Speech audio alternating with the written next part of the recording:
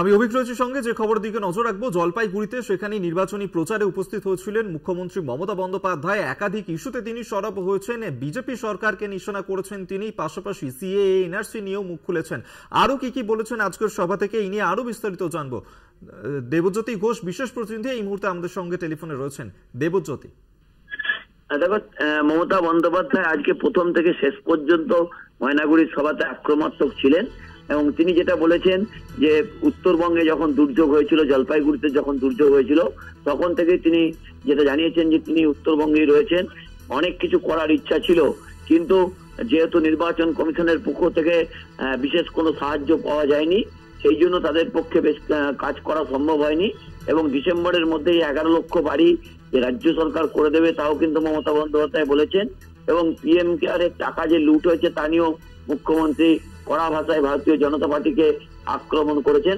অন্যদিকে বলেছেন ভারতীয় জনতা পার্টি গোটা দেশ জুড়ে 200-র বেশি আসন পাবে না, বাংলায় এনআরসি সিএ কিছুই করতে পারবে না কেন্দ্রীয় সরকার, এবং চা বাগানের জন্য কেন্দ্রীয় সরকার কিছুই করেননি। গত লোকসভা নির্বাচনে প্রচারে এসে তারা চা বাগান সমস্ত খুলে দেওয়ার কথা বলেছিলেন, চা শ্রমিকদের জন্য বিশেষ প্রকল্পের কথা বলেছিলেন, তা কিছুই করেননি। ভারতীয় জনতা পার্টি হচ্ছে সবচেয়ে বড় চোর এবং তাদেরকে এনআরসি কোনো মতেই রাজ্যে করতে দেওয়া হবে না। যেভাবে ধর্মের নামে বিভাজন সৃষ্টি করার চেষ্টা করছেন প্রধানমন্ত্রী, তা কিছু কোনো মতেই তারা করতে পারবে না। এবং ইডি সিবিআইকে তাদের একেবারে পরিবারের লোক বানিয়ে ফেলেছে। যেভাবে তাদের ব্যবহার করা হচ্ছে, এরা দুজনেই কিন্তু একে অপরের ভাই বলে মমতা বন্দ্যোপাধ্যায় তীব্র ভাষায় আক্রমণ করেছেন। এছাড়াও যুক্তরাষ্ট্রীয় কাঠামো যেভাবে ভারতীয় জনতা পার্টি ভাঙছে, তাতেও মমতা বন্দ্যোপাধ্যায় সুর চড়িয়েছেন।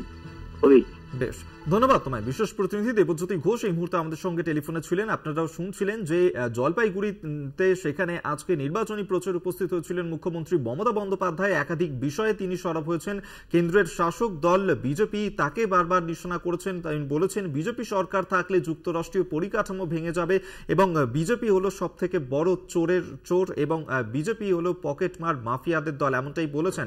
পাশাপাশি তিনি বলেছেন যে যেভাবে সিএএ এনআরসি করা হচ্ছে, সেই সিএএ এনআরসি তিনি করতে দেবেন না এবং বারবার ইডি সিবিআই দিয়েও ভয় দেখানো হচ্ছে বলেই আজকে আর কেন্দ্রের শাসক দল বিজেপিকে তোপ দেখেছেন মুখ্যমন্ত্রী মমতা বন্দ্যোপাধ্যায়। পাশাপাশি উত্তরবঙ্গে যে ঝড়ের ঘটনা, সেই ঝড়ের ঘটনাতেই চলতি বছরের ডিসেম্বরের মধ্যেই যাদের ঘর ভেঙে গিয়েছে তাদের ঘর তৈরি করে দেওয়ার জন্য আর্থিক সাহায্য করা হবে, এমনটাই কিন্তু জানিয়েছেন মুখ্যমন্ত্রী মমতা বন্দ্যোপাধ্যায়।